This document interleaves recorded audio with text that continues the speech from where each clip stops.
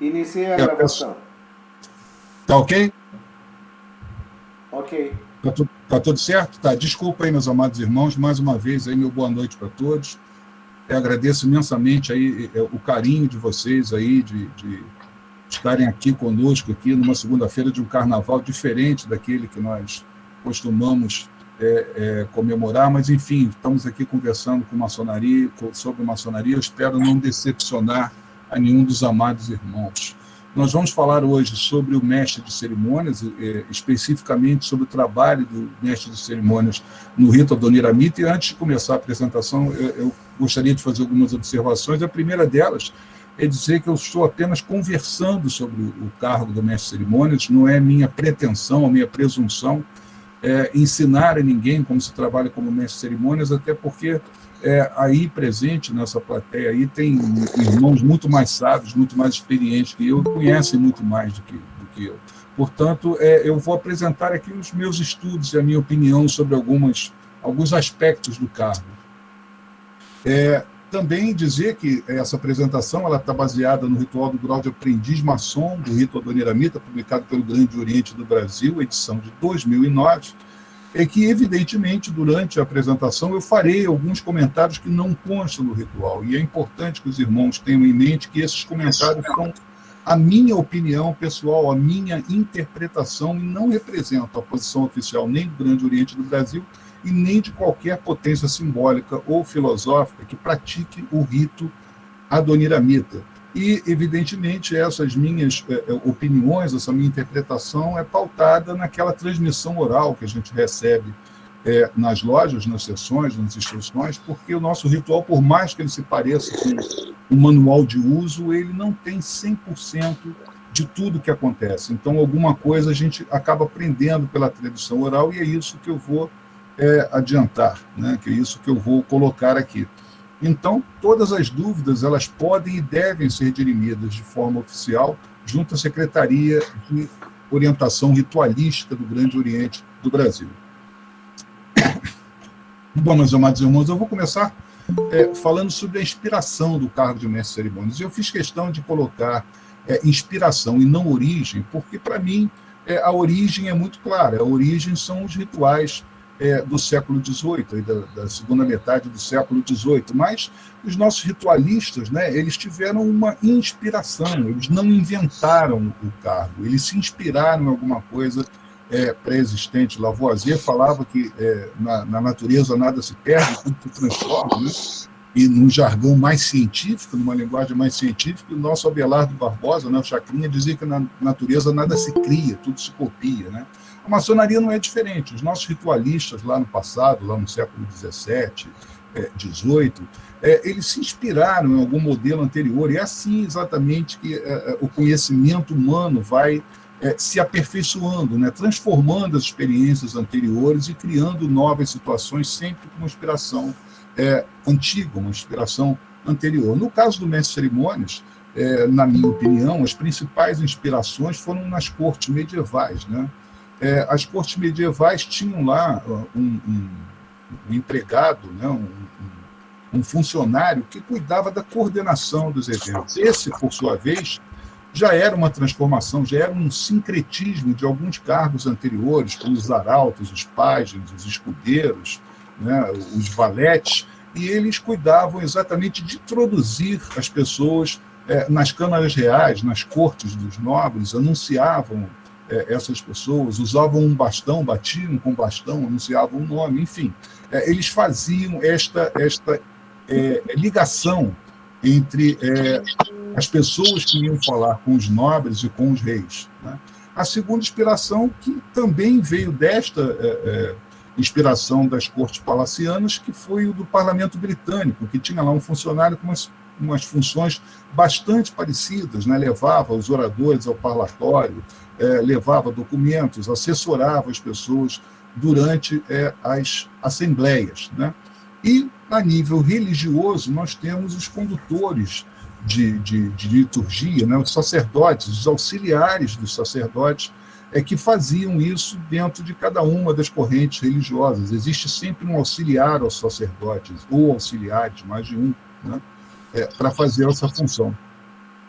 Também existe essa relação com a religiosidade lá atrás, né, nos magos persas, né, chamados adoradores da luz, né, do masdeísmo ou do zoroastrismo, né, de onde a maçonaria retirou bastante simbolismo, bastante inspiração, e que eram chamados de magos do templo, né, um nome que para nós, adoniramitas, também é bastante familiar, né, também se chama, no nosso rito mestre de cerimônias, de mago do templo.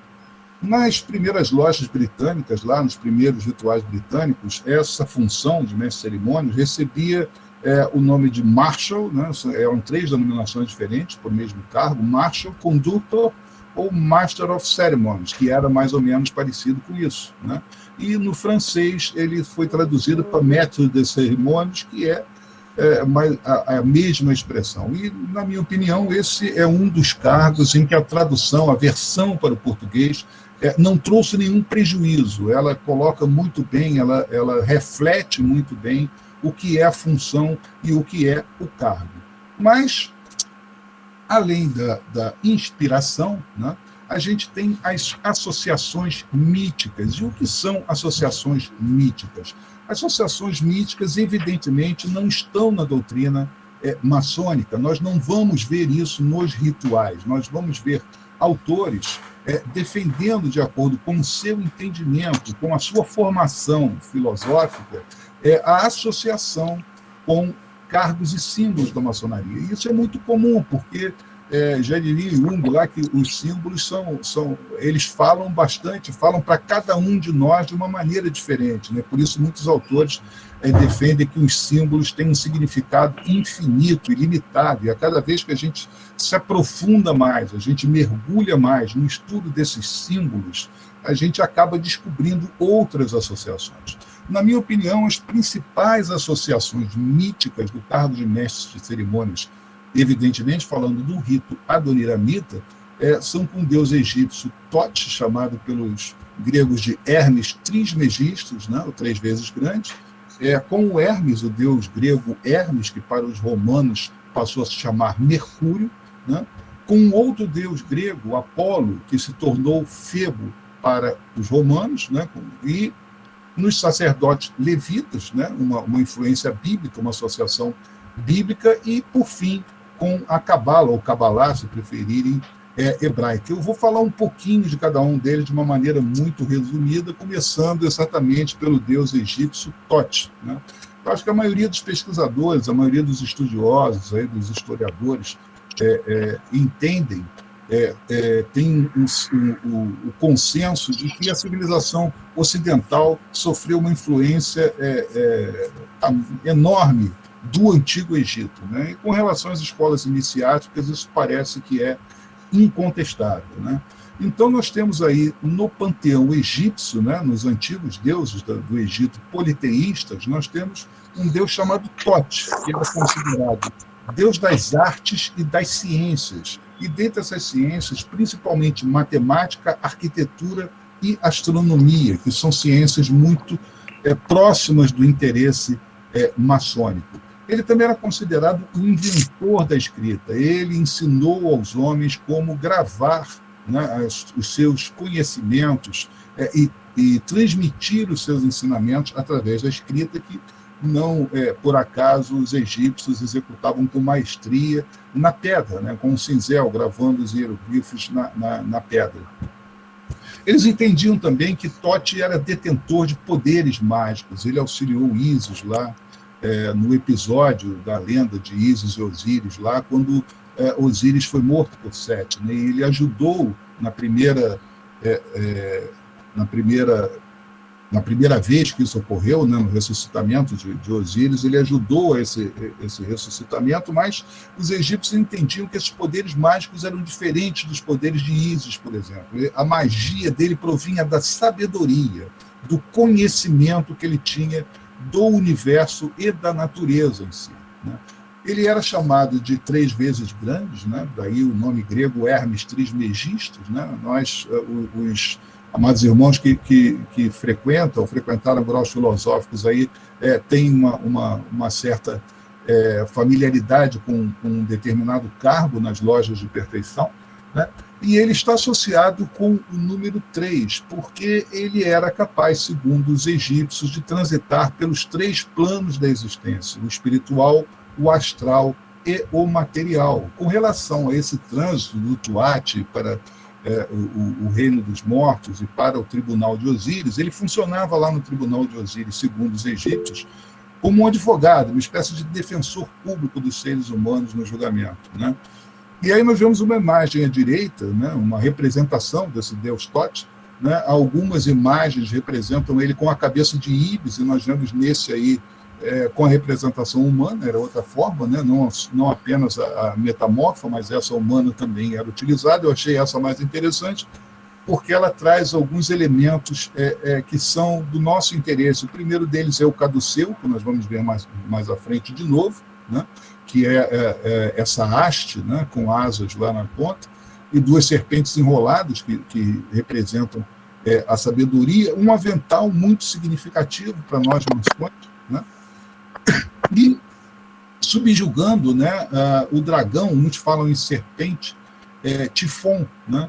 Essa alegoria, essa lenda de Thoth derrotando essa serpente, ou esse dragão, Tifon, ela simbolizava para os egípcios a vitória da luz da sabedoria sobre as trevas da ignorância. Indo mais à frente para a Grécia, a gente vai encontrar essa imagem aí representada à direita, que é do deus Hermes, e nós vamos ver aí que ele é representado com uma cabeça com asas, né, um capacete com asas e sandálias também com asas, né? E também vamos ver nas mãos dele aí o caduceu, né? É claro, né, todos os historiadores concordam com isso, que o Hermes grego, o Mercúrio dos romanos, ele foi inspirado diretamente no Thoth dos egípcios, né? Ele era considerado pelos gregos um mensageiro dos deuses, ele trazia as respostas lá, as consultas dos deuses do Olimpo até a Terra, né? Inicialmente guiava as almas até o Hades, né? Numa função que acabou sendo depois transferida para Caronte, mas ele era realmente quem levava as almas dos mortos para o Hades. O Hades não era exatamente o inferno para os gregos, né? Assim como não era o Tuat dos egípcios, era o reino dos mortos, né? Um reino diferente do plano material. Também era considerado deus da magia e também das viagens, né? Porque ele se deslocava rápido de um lado para o outro. Então ele passou a ser deus protetor dos viajantes. E tem uma história muito parecida com a do deus Thoth, né? Que ele possuía também essa capacidade de transitar entre os planos da existência. A outra associação mítica que a gente faz com relação ao mestre de cerimônias é essa figura aí, essa imagem da direita, que é o deus Apolo dos gregos, né, considerado o mais belo dos deuses, né, que era representado exatamente assim, com um arco e flecha, com o sol ao redor da cabeça dele, né? Os romanos o chamavam de Febo, né? E ele representava lá no início do panteão grego o sol, as artes, a música e a beleza, né? Imagina-se que na iconografia cristã medieval, em que se colocaram halos, né, sobre a cabeça dos santos, que teria sido inspirado exatamente nessa imagem do deus grego Apolo, que tinha o sol, que era o símbolo da vida sobre a sua cabeça, né? Ele no início era representava o próprio Sol, e depois ele passou por um tempo a ser representado apenas guiando a carruagem de Hélios. O Hélios era um titã, o Hélios era, na mitologia grega, lá atrás, lá no início, o representante do Sol. Depois disso, Apolo passou a guiar essa carruagem, ou seja, Apolo passou a fazer o trajeto do Sol no firmamento, muito parecido com o que o mestre de cerimônias faz numa sessão adoniramita. E é curioso também que é exemplo de Thoth, né? Essa é uma história interessante, uma lenda interessante do Apolo. Ele matou uma serpente de nome muito parecido, né? A do Egito era Fiton e a dos gregos era Piton, né? E, segundo a lenda, foi exatamente, ele matou essa serpente ainda menino, né? E ele amadureceu instantaneamente, né? Ele adquiriu o conhecimento, a sabedoria, e se tornou um deus-homem adulto exatamente a partir do momento em que mata essa serpente, o que é uma coisa bastante interessante. Outro aspecto interessante do Apolo é que, segundo os gregos, ao atingir os homens com as suas flechas, ele estaria os iluminando, né? Os dotando de sabedoria nas artes.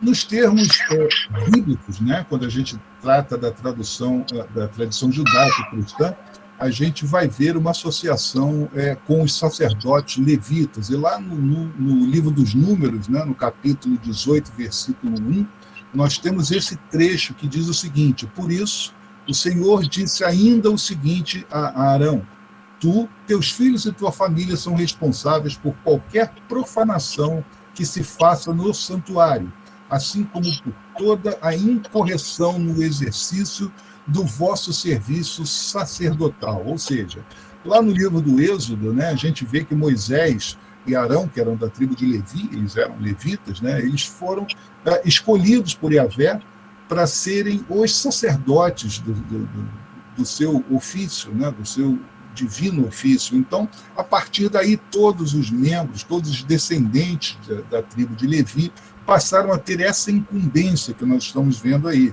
E assim eles atuaram tanto no tabernáculo do deserto quanto no templo de Jerusalém. Eles eram responsáveis pelo altar dos perfumes, né, pela incensação do templo, pelo acendimento de velas, pelo altar dos holocaustos, enfim.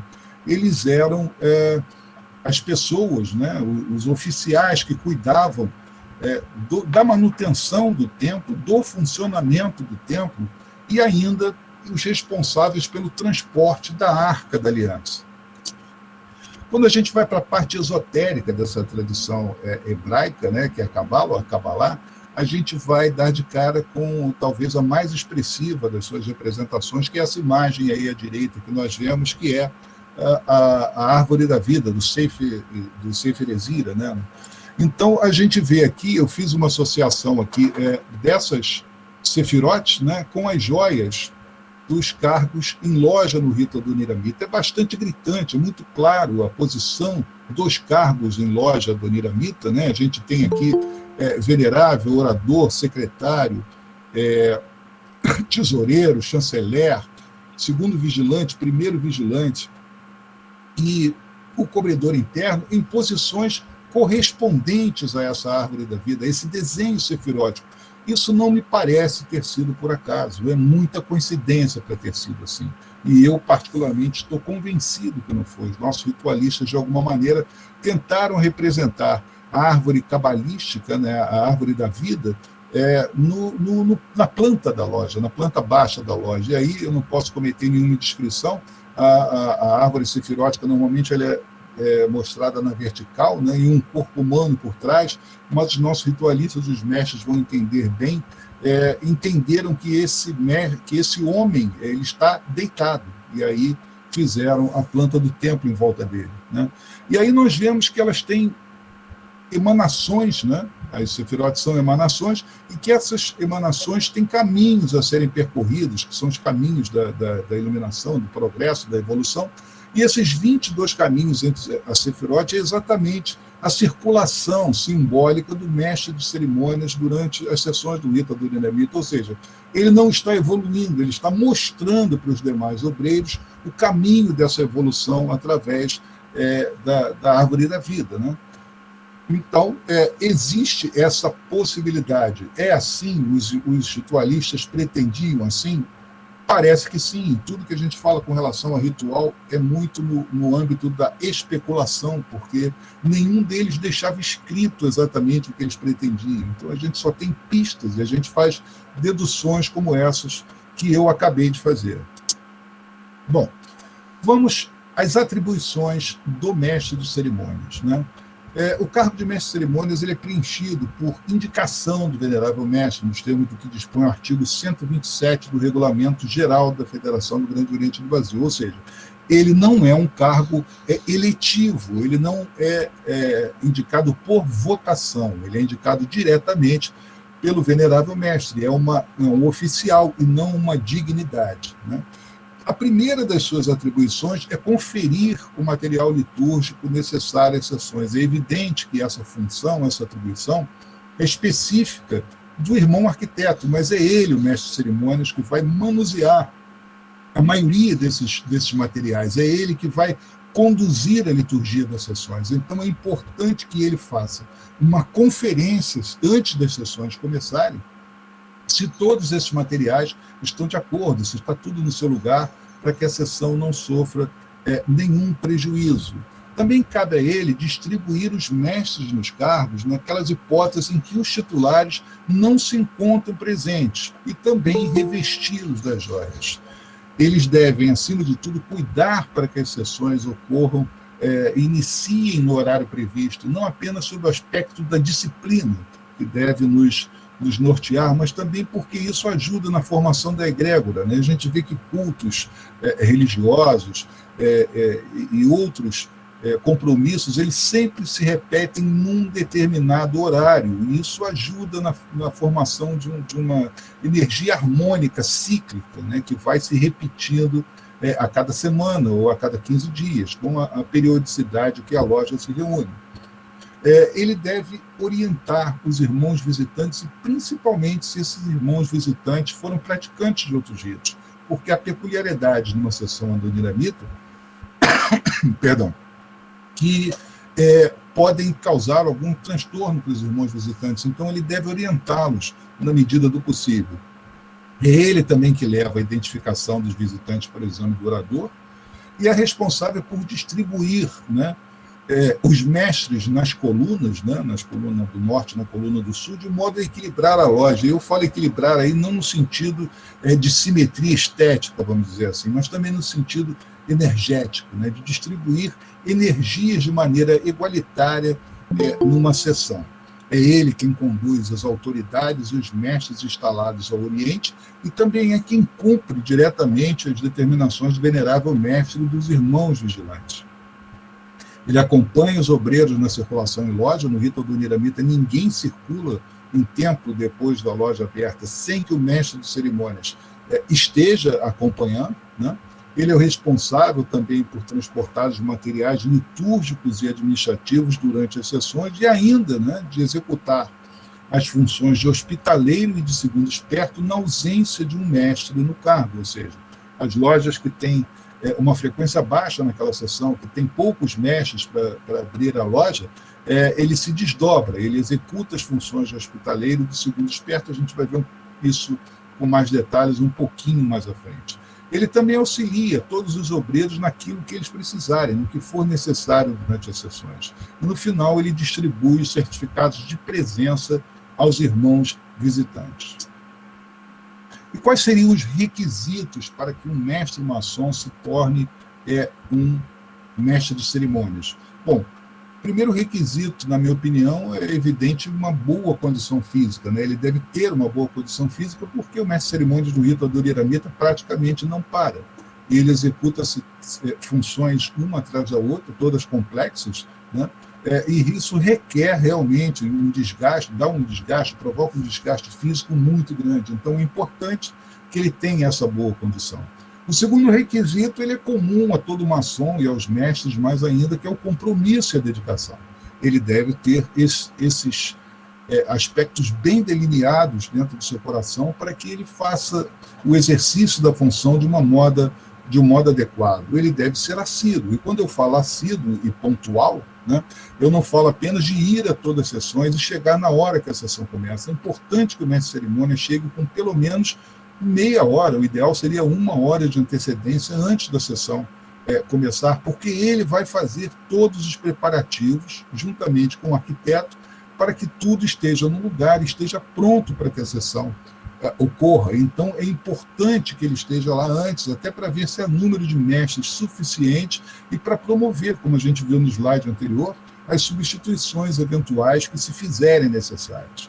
É claro que para fazer isso tudo ele deve ter desembaraço, né? Ele deve ser não exatamente extrovertido, mas ele deve ser rápido nas suas decisões. Ele deve resolver as questões que se apresentarem da forma mais rápida possível, da melhor maneira possível. Ele deve demonstrar desembaraço para desempenhar ou para resolver as questões que se apresentem nas sessões. Evidentemente, como todo mestre maçom, como todo ocupante de cargo, ele deve estudar bem o ritual. E quando eu falo estudar, porque o mestre de cerimônias tem falas diferentes de acordo com as sessões, de acordo com o tipo de sessão. Segurar o ritual na mão é uma coisa muito complicada com os outros instrumentos litúrgicos, então é importante que ele tenha, se não o ritual na cabeça, pelo menos todas as etapas litúrgicas e o que vai fazer bem gravados na sua mente. É evidente que ninguém nasce sabendo e que nós temos um período de treinamento para nos tornarmos o mestre de cerimônias, mas o estudo do ritual é algo que jamais deve ser abandonado por ele. Mesmo os mestres mais experientes, exercendo o cargo, devem estar sempre lendo e relendo os seus rituais. Ele não deve ser tímido, né? Porque ele vai desempenhar uma função que é o cartão de visita da loja, né? Quando a gente vai a uma oficina e a gente diz que a ritualística foi bem realizada, 90% desse mérito é do mestre de cerimônias. Foi ele que guiou a loja de uma maneira harmoniosa, de uma maneira que todos presentes viram e o que chamou a atenção. Então, ele vai chamar a atenção toda vez que ele trabalhar. Então, é importante que ele não seja tímido. Ele deve conhecer também, e conhecer bem, o tratamento devido às autoridades e às faixas, né? Também como identificar a qualidade e o grau dos irmãos visitantes através das alfaias, para que não haja nenhum constrangimento, né? Para que não cometa nenhuma gafe, para que tudo saia de acordo com o que o ritual estabelece. Eu há pouco falei que ele tinha que estudar bem o ritual.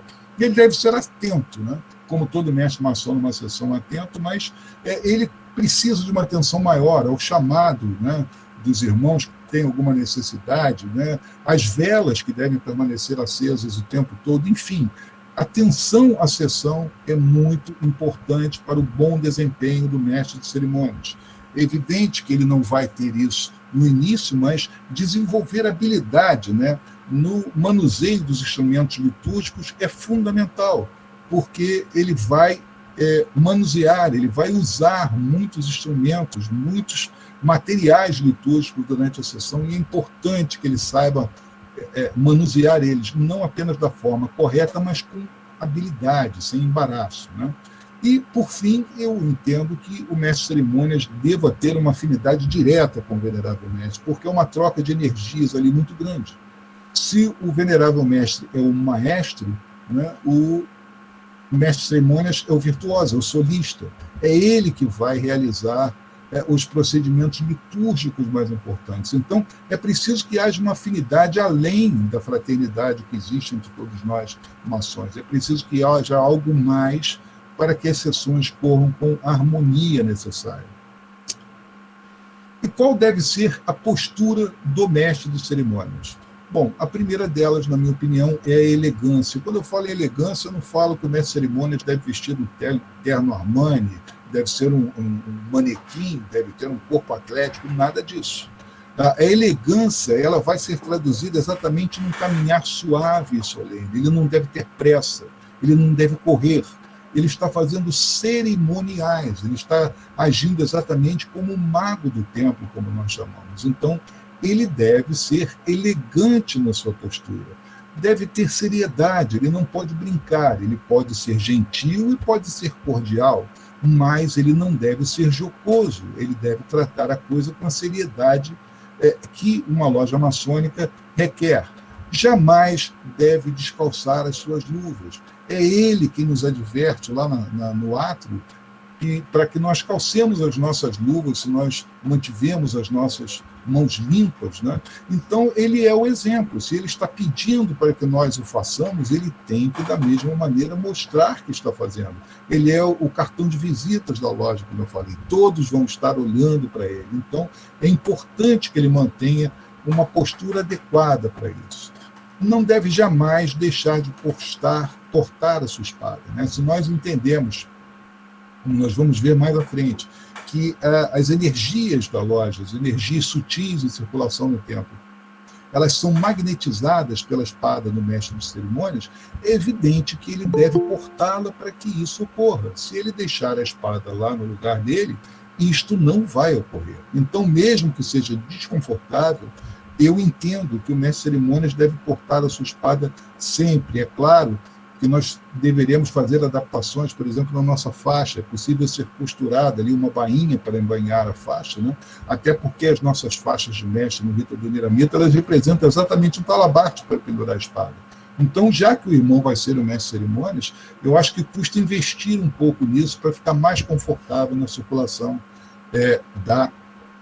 da loja, né, com a espada. Existe uma prerrogativa do mestre de cerimônias que ele pode solicitar a palavra em qualquer lugar do templo. E isso ocorre porque, evidentemente, por ele circular por toda a loja, circular por todo o templo, ele pode estar em algum lugar que não seja o lugar correspondente à coluna do norte, onde ele fica. Então, ele não vai poder pedir a palavra na coluna que ele está. Mas eu coloquei isso aqui como postura porque é necessário que nós tenhamos parcimônia para realizar isso, né? Isto é uma prerrogativa para permitir que ele desenvolva as suas funções sem que isso atrapalhe o uso do verbo. E jamais como uma prerrogativa para que ele ouça o que os irmãos falam na coluna dele e vá ao Oriente para retrucar o que o irmão falou. E isto não deve ser feito. Isso deve ser observado apenas nesta hipótese da necessidade. Porque, no final de tudo, e quando a gente vai olhar o nosso ritual, sempre que o mestre de cerimônias rompe a sua marcha, ele deve mentalizar a palavra harmonia. Ele é um dos oficiais responsáveis no templo pela harmonia da loja. Aí nós vamos analisar a joia do mestre de cerimônias, que no rito Adoniramita é essa que nós vemos aí na imagem à direita do slide, né? Ela é em formato de um triângulo vazado, né? E o que é que esse triângulo nos remete, né? Qual é a associação que essa joia pode produzir em nós? Em primeiro lugar, como nós vimos lá no Hermes Trismegistus, ou no próprio Hermes grego, né? O trânsito simbólico pelos 3 planos da existência, né? O espiritual, o astral e o material. E também a lei do triângulo, né? Que é tão cara para nós maçons, simbolizada aí através da origem, né? A causa, a emanação e a manifestação. Em termos de geometria, se a gente for ver lá na geometria euclidiana, a gente vê que o triângulo é o primeiro dos polígonos geométricos planos, e todos os outros podem ser reduzidos a um triângulo. A gente reduz qualquer outro polígono a um triângulo, né? Ele é um triângulo equilátero e não um triângulo pitagórico, não um triângulo retângulo, um triângulo com um ângulo reto, justamente pela necessidade que o mestre de cerimônias tem de distribuir de forma igual, de forma igualitária, todas as energias sutis no interior do templo, né?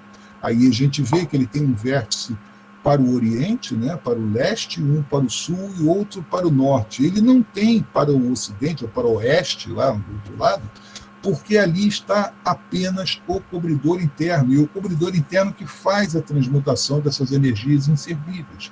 Então ele vai circular essas energias por volta do templo exatamente como se fosse um triângulo, e uma associação também possível é uma seta, né, apontando para a nossa ascensão vertical, ou seja, a nossa evolução da criatura para o Criador, né? E é por isso também que ele tem esse vértice voltado para cima, né, ressaltando os aspectos espirituais e metafísicos envolvidos na função do mestre de cerimônias no rito Adoniramita. Bom, eu já falei, né, no slide anterior que o mestre de cerimônias deve usar sempre, na minha opinião, a espada, né? Mas ele deve ter em mente que ela é um material, um instrumento litúrgico e não uma arma. Ela jamais deve ser portada em riste. É evidente que existem algumas situações nos rituais, né, em que ela é portada dessa maneira, como uma arma, mas no mais, né, quando a sessão está se desenvolvendo, ela é sempre portada como um instrumento litúrgico, né? Ela é sempre portada pelo lado direito, né, diferentemente de outros ritos, junto ao tronco, sem tocá-lo, e na altura do coração. Perdão. Quando se faz a saudação ao pavilhão nacional, tanto o mestre de cerimônias quanto os demais mestres que formam a guarda de honra, a espada deve ser apontada para o chão, formando um ângulo de 45 graus. No caso do mestre de cerimônia, se ele não estiver portando nenhum objeto, ele deve trazê-la no sinal de guarda. O sinal de guarda é o sinal que o cobridor interno e o mestre de cerimônias, o arquiteto ou o esperto, quando portam espada, fazem. Exatamente do jeito que eu mencionei anteriormente, que normalmente a gente costuma chamar de sinal de ordem, mas este não é o sinal de ordem, este é o sinal de guarda, né? E, diferentemente do cobridor interno, o mestre de cerimônias não usa a espada aterrada, né? Ele pode colocar a espada num pedestal ou num porta-espadas quando ele estiver sentado no seu lugar. Passamos, então, ao uso do turíbulo, né? O uso do turíbulo no rito adoniramita, ele se assemelha muito ao uso do turíbulo na Igreja Católica, nos cerimoniais católicos. Ele é seguro diante do corpo, né, na altura do coração, segurando com a mão esquerda a extremidade da corrente, né, e a sua metade, né, metade da corrente, com a mão direita, nessa posição que nós vemos aí no slide. E aí ele faz movimentos que são chamados dutos, né, e o duto é a denominação do movimento pendular, né, aquele movimento de ida e volta do turíbulo, que é feito na direção a ser incensada, né? E não está escrito no ritual, os irmãos que procurarem o ritual, eles não vão ver isso, mas a orientação é que o duto seja executado com o turíbulo à altura dos olhos, exatamente como da mesma forma que o acendedor é utilizado no revigoramento das chamas, né? E da mesma maneira, né, na altura dos olhos, a vênia deve ser executada, ele está transportando o turíbulo, é um objeto que vai restringir o uso da espada e o menear da cabeça, né? A incensação é sempre executada no eixo dos altares, né, no eixo do Oriente e do Ocidente e no eixo da porta do templo. E após isso, né, após a realização da incensação, o turíbulo deve ser colocado novamente no altar dos perfumes. O altar dos perfumes se chama altar dos perfumes justamente por conta do uso do incenso. Então é lá que o turíbulo mora, é lá que ele deve ficar depois que a cerimônia da incensação estiver terminada. E também eu entendo como que é importante que o turíbulo deixe estar preparado já na sessão e no interior do templo, para que o mestre de cerimônias não tenha a necessidade de cobrir o templo para poder voltar e fazer a incensação. Bom, como é o manuseio do abafador e do acendedor, né? O rito adoniramita, como todos nós sabemos, ele não substitui as velas, né, por luz elétrica, embora haja uma iluminação cênica nos altares, seja possível essa iluminação cênica adicional, perdão, nós não abrimos mão do uso de velas, né? E essas velas jamais podem ser apagadas com um sopro. E elas devem ser apagadas com um abafador, e na ausência desse pode ser utilizado a base do acendedor. Isso é uma atitude de respeito. Nós estamos simbolizando o desdobramento da chama sagrada, da emanação do Logos, do Verbo Divino, através da luz, né? Então, nós devemos tratá-la com todo respeito, com todo carinho, né? E o acendedor e o abafador devem ser conduzidos sempre entre as mãos e com as mãos espalmadas. E como é feito o transporte dos outros materiais litúrgicos, né? Existem materiais litúrgicos cujo transporte, né, cujo manuseio está devidamente previsto nos rituais. Mas nos casos onde isso não está previsto, a orientação é sempre que possível que os materiais sejam transportados observando-se a feitura de esquadrias com os braços e com as mãos. As esquadrias são um item de disciplina bastante significativo para nós adoniramitas, né? Evidentemente, os objetos pesados ou que necessitem do uso das duas mãos para serem carregados, eles vão dispensar essa postura anterior. Bom, e quais são as funções ritualísticas desenvolvidas, desempenhadas pelo mestre de cerimônias durante as sessões? Bom, ele participa do revigoramento da chama sagrada antes dos irmãos ingressarem no templo. É ele quem organiza e comanda tanto a procissão quanto o cortejo de ingresso dos obreiros no templo. É ele quem executa a cerimônia da incensação e o cerimonial do fogo. É o responsável pela formação do palio e pela exibição do painel do grau, tão logo o venerável mestre declare que a loja está aberta. É ele também quem informa o venerável mestre quem bate a porta do templo depois dos trabalhos estarem iniciados, e é ele também que deve acompanhá-lo até o seu lugar em loja. É o mestre de cerimônias que circula com o saco de propostas e informações, e ele também é o responsável por informar ao venerável mestre o resultado obtido nas votações, evidentemente à exceção do escrutínio secreto, né? É ele também quem forma, quem escolhe os mestres e forma as guardas de honra, e participa novamente, agora no sentido inverso, adormecendo o fogo sagrado, né? Adormecendo o fogo, ocultando o painel do grau, quando a loja for declarada fechada, e coordenando e organizando o cortejo de saída do templo. E logo após isso ele retorna para fazer o adormecimento da chama sagrada, juntamente com os irmãos arquiteto e segundo esperto. Bom, meus amados irmãos, aí eu fiz um esquema da organização da procissão no rito adoniramita, né? Perdão, a gente sabe que nem todos os templos têm fisicamente a condição de ter esse espaço, o átrio, né? Mas a recomendação do ritual é que seja o mestre de cerimônias fique de costas para a porta de entrada do templo.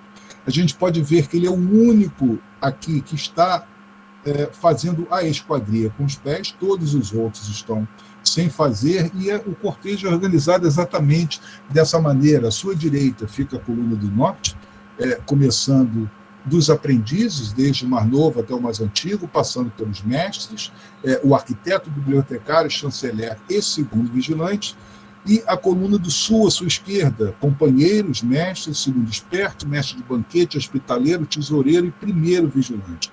A coluna do norte tem mais obreiros que a coluna do sul por duas razões, porque aqui dentro já estão o mestre de harmonia e o cobridor interno, além de que o mestre de cerimônias também faz parte dessa coluna, né? E à frente dele nós temos aí os famosos mestres que decoram o Oriente, que são os mestres instalados, após deles o porta-estandarte, porta-bandeira, secretário, orador, os deputados estadual e federal, o ex-venerável mestre e o venerável mestre. E como se dá o ingresso no templo, né? O nosso ritual atual ele determina que o mestre de cerimônias coloca-se diante da porta do templo. Isso foi uma alteração, foi uma modificação anteriormente, nos rituais anteriores.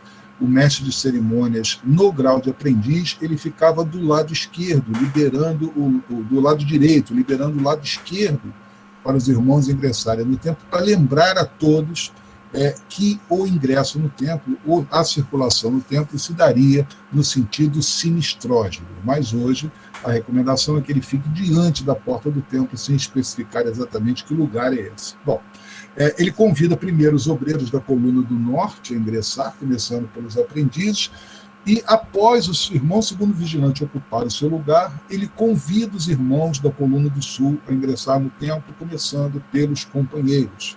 Após o primeiro vigilante ocupar o seu lugar, ele convida os mestres do Oriente a ingressar no templo. O último a ingressar no templo é o venerável mestre, e o mestre de cerimônias deve acompanhá-lo por trás dele, nem ao lado e nem à frente, por trás dele, até o altar da sabedoria.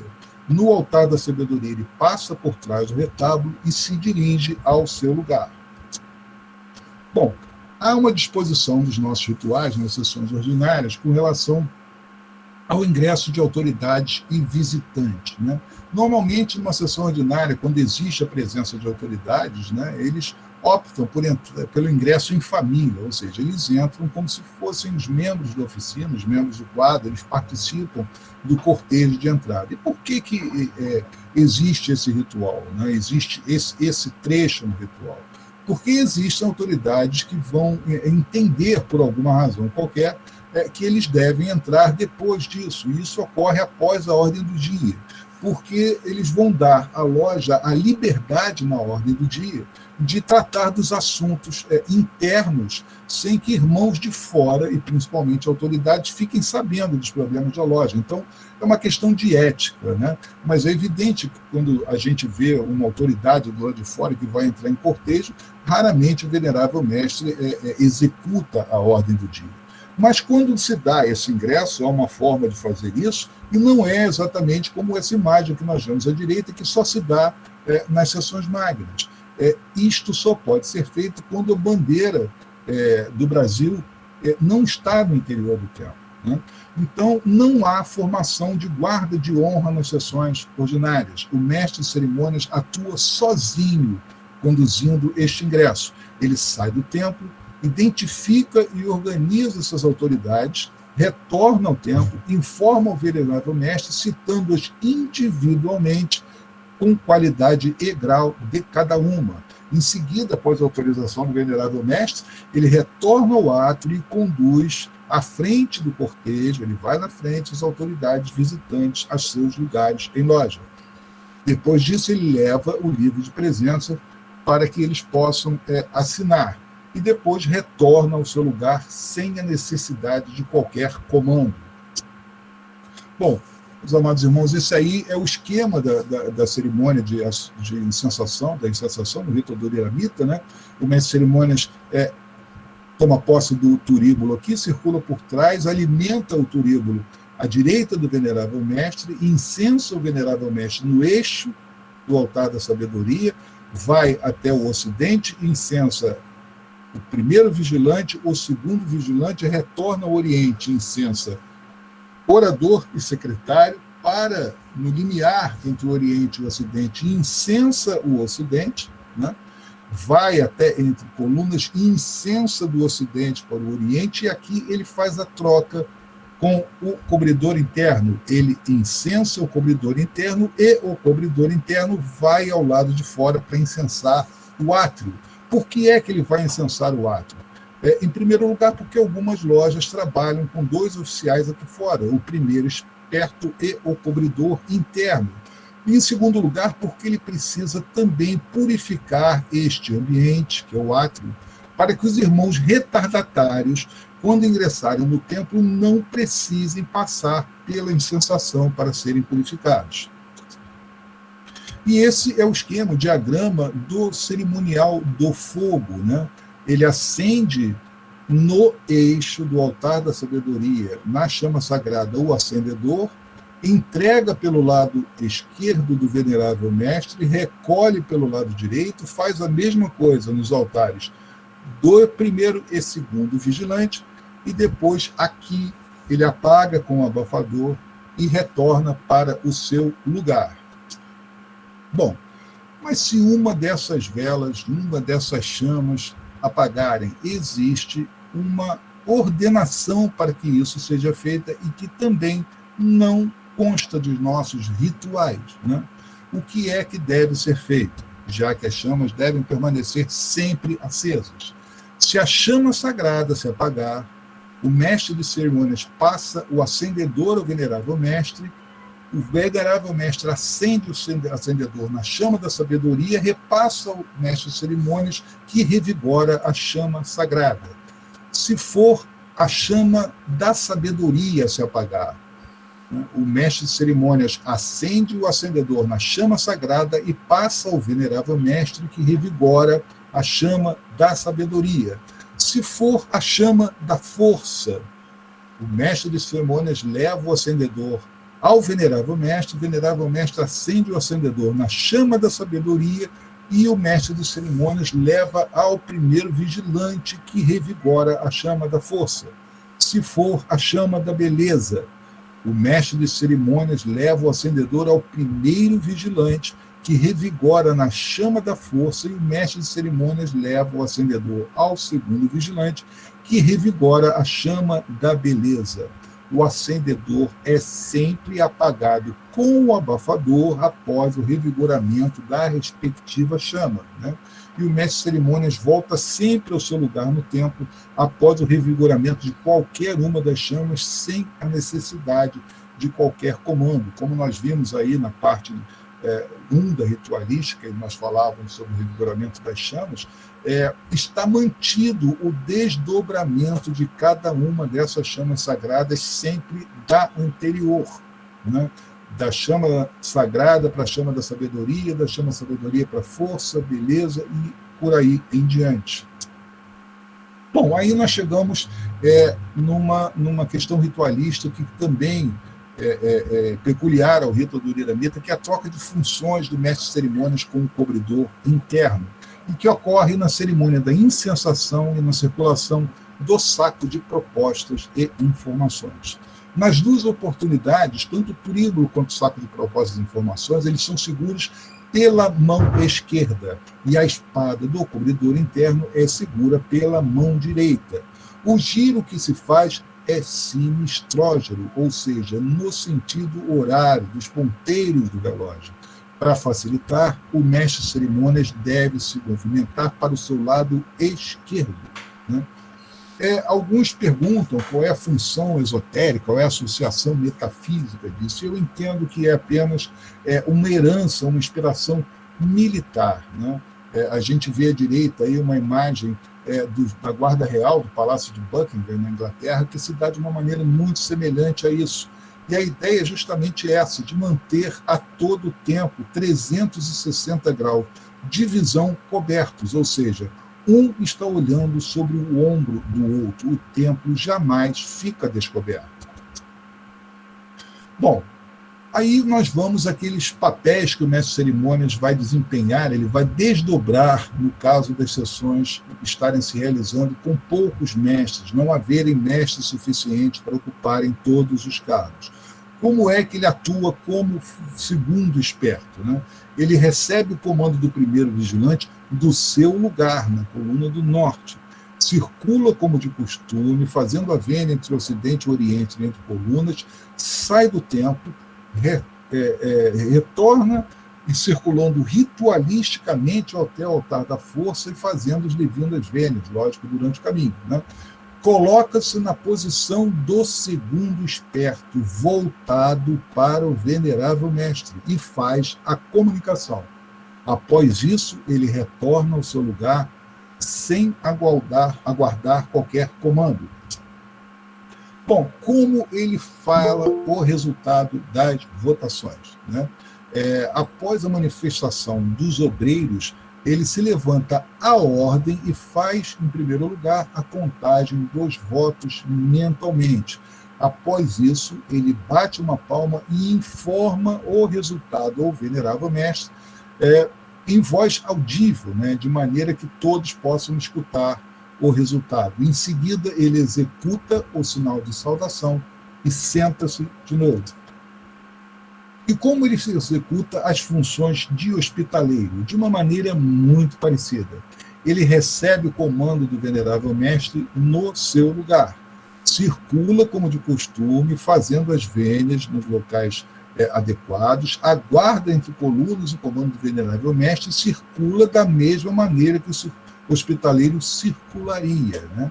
Após isso, ele auxilia o tesoureiro na conferência do óbolo coletado e retorna igualmente ao seu lugar, sem aguardar qualquer ordem ou comando. E como ele faz na formação do palio, que é ele quem convoca? Ele deve convidar um mestre da coluna do sul e outro da coluna do norte. Eu digo sempre que não é obrigatório que seja um arquiteto e segundo esperto, até porque quanto mais irmãos participarem da liturgia, maior o benefício para todos, né? Mas há algumas regras a serem observadas, né? Dignidades que ocupam altares e mesas não podem ser convidados, nem o cobridor interno, porque a porta do templo não pode ser desguardada, né? No entanto, o hospitaleiro, o mestre de banquete e o bibliotecário podem ser convidados. O mestre de harmonia também deve permanecer em seu cargo, porque, evidentemente, nós vamos precisar dele para que ele faça a harmonia dessa parte da liturgia, né? E podem ser convidados mestres visitantes, mesmo praticantes de outros ritos. Evidentemente que, no caso dos mestres visitantes participantes de outros ritos, é necessária aquela orientação que eu falei lá no início do mestre de cerimônias, para que eles procedam exatamente da maneira que o rito adoniramita faz, porque desta vez eles estarão executando uma etapa litúrgica do rito adoniramita, né? Esse convite dos mestres ele deve ser executado de modo audível para toda a oficina. O mestre de cerimônias não precisa gritar, mas é preciso que todos escutam o convite que ele fez, né? E na ocorrência de obreiros insuficientes, se houver mestres insuficientes para formar o palio é formado apenas pelo mestre de cerimônias. Aí nós vemos uma das posições da espada, né, que corresponde ao processo de abertura da loja, né, no momento da abertura do livro da lei pelo orador, que ela fica por baixo das demais espadas e, ao contrário, no fechamento, ela fica por cima. A posição do mestre de cerimônias é sempre frontal ao livro da lei, de frente para o venerável mestre. E o palio só pode ser desfeito após o orador ter sido conduzido pelo mestre de cerimônias de volta ao seu lugar. Bom, passamos ao saco de propostas e informações, né? O saco de propostas e informações ele tem uma maneira de circular no rito adoniramita diferente dos outros ritos que circulam com ele à cintura. Nós, adoniramitas, seguramos eles pelas duas mãos fechado, com a esquerda sobre o coração e a direita sobre a esquerda, como nessa imagem que nós vemos aí à direita do slide, né? A circulação obedece sempre à ordem hierárquica dos cargos e dos obreiros, né? O recolhimento é sempre executado pelo lado direito de quem oferta. Quem dá com a mão direita. O direito dá, é ativo. A esquerda é passiva e recebe. O saco de propostas e informações deve ser ofertado sempre pelo lado esquerdo do mestre de cerimônias, à altura da cintura e com os braços esticados, né? E o mestre de cerimônias, evidentemente, deve olhar para o lado oposto de quem está ofertando, né? Ou seja, voltado para o seu lado direito. E ele retorna sempre o saco de propósitos e informações ao coração, né? Após coletar. Isso porque nós adoniramitas, entendemos que o saco de propósitos e informações não colhe apenas informações, comunicados, coisas materiais, né? Ele colhe também as energias, as súplicas, os agradecimentos dos irmãos. Então, quando o mestre de cerimônias leva ao coração, é como se ele estivesse simbolicamente transferindo essas emoções para ele, para que ele as pudesse carregar junto com a dos demais, né? Eu fiz na apresentação da primeira parte da ritualística uma observação que não consta no ritual, e até alguns amados irmãos chegaram a comentar isso comigo, que não consta do ritual, que após colocar a mão dentro do saco de propostas e informações, o obreiro deve bater levemente na mão do mestre de cerimônias para dizer a ele que terminou a oferta, né? E isso, evidentemente, não está no ritual, mas é uma questão de bom senso, porque o mestre de cerimônias está olhando para o outro lado, como nós vimos. Ele tem que saber, de alguma forma, ser avisado que a oferta foi efetuada, né? Ele não pode ficar à mercê de ouvir se alguma coisa caiu dentro do saco, se houve um balançar. Ele tem que ser informado, e essa informação, através da tradição oral, se dá exatamente dessa maneira, por um leve toque na sua mão. Perdão. Quando ele faz a troca com o cobridor interno, a gente já viu isso lá, ele deve passar a mão esquerda desse e com a mão direita segurar a espada do cobridor. Após entregar ao venerável mestre o conteúdo, né, ele deve exibir à oficina o saco de propostas e informações vazio, né, mesmo que o orador e o secretário estejam fazendo essa conferência mais de perto. Bom, esse aí é o giro do saco de propostas e informações. Amados irmãos, podem ver que ele está circulando na forma do analema, né? Ele faz exatamente esta circulação hierárquica, começando pelo altar da sabedoria. Quando eu falo em altar da sabedoria, eu falo em todos os ocupantes do altar da sabedoria, em todos os eventuais ocupantes, começando pelo venerável mestre. Depois ele vai ao ocidente, colhe do primeiro, segundo vigilante, retorna, pega o orador, secretário, porta-bandeira, porta-estandarte, mestres, atrás do orador, mestres atrás do secretário, retorna para cá e faz tesoureiro, chanceler, hospitaleiro, segundo esperto, arquiteto, bibliotecário, mestre de banquete, mestre de harmonia, bibliotecário, mestres da coluna do sul, mestres da coluna do norte, companheiros, aprendizes, cobridor interno. E aí a gente vai ver que nos nossos rituais existe uma menção para que se faça a coleta, que o cobridor interno faça a coleta do lado de fora, né? Por que isso? Porque aqui fora algumas lojas têm, como eu já disse antes, o cobridor externo e o primeiro externo. Mas, por uma questão de bom senso, o que é que eu acho que deve ser feito? Isto não deve ser feito, né? Imagine, por exemplo, que o irmão, segundo esperto, não está na sessão. O mestre de cerimônias não vai parar na cadeira dele para colher nada, porque ele não está ali, né? Então, se ele sabe que lá fora não tem irmãos, eu entendo que o bom senso manda que ele também não vá lá fora. Eu também já observei alguns mestres de cerimônias em alguma loja pararem em lugares vazios aqui para recolherem sob a justificativa de que estão colhendo dos irmãos que estão no Oriente Eterno, né, que estão presentes na sessão. Eu discordo disso, em primeiro lugar, porque não está previsto no ritual. E, em segundo lugar, porque eles estão em outro plano. Vai ser impossível para o mestre de cerimônias no plano material colher alguma coisa do plano astral, né? Então, eu acho que isto não deve ser feito, né?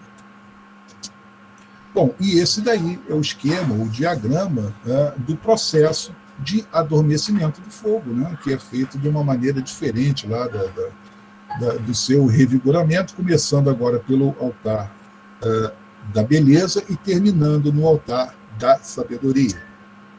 Bom, o cortejo de saída. No rito adoniramita, as sessões também se encerram de uma forma disciplinada, organizada.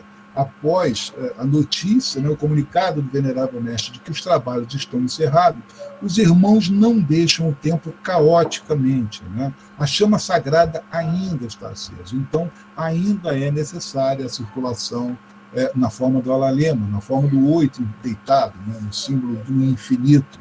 Então o mestre de cerimônias vai organizar esse cortejo.